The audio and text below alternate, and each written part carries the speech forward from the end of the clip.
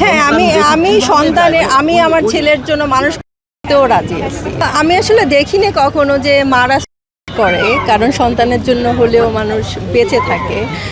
আমার ছেলে তো মানে কাল আমরা ঘুরতে বের হয়েছিলাম, সো ও আমার আঁচল ধরে মানে যেখানে যে আঁচল ধরে থাকে, সো ও এত বড় হয়ে গেছে তারপরও ওর মাকে লাগে।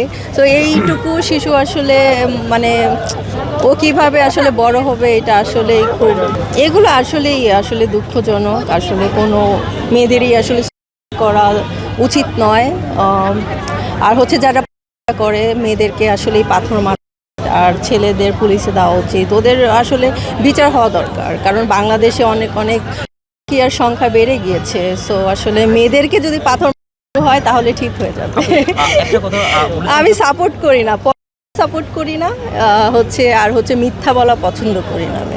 তো আমি তো সেটাই বললাম, এখন যদি আমাদের এখানে আইন থাকে, ওইরকম আইন দেয়, তাহলে তো একটু কমে যাবে, তাহলে সবাই ভয় পাবে।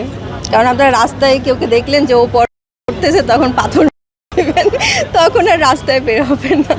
হ্যাঁ, আমি আমি আমার ছেলের জন্য মানুষ করতেও রাজি আছি। সো আমি ওকে আমার থেকে বেশি লাভ করি। সো ও কেন আসলে এটা খুবই দুঃখজনক।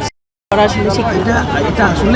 হ্যাঁ, আসলেই ঠিক না, কারণ আমার ছেলেকে তো আমি দেখতেছি, মানে আমি একজন মা, সো আমি তো দেখতেছি যে আমার ছেলে মা ছাড়া তো থাকতেই পারে না। তার একটু পরপরেই লাগে, একটু পরপরে মা লাগে, মাম্মি মাম্মি বাইরে যাব, ঘুরবো। সো আসলে আমরা যে বড় হয়েছে, আমাদেরও কিন্তু মা বাবাটা একসাথে মানে দরকার, প্রয়োজন। সো আমরাও কথা বলি সামটাইম যখন ফ্রি থাকি।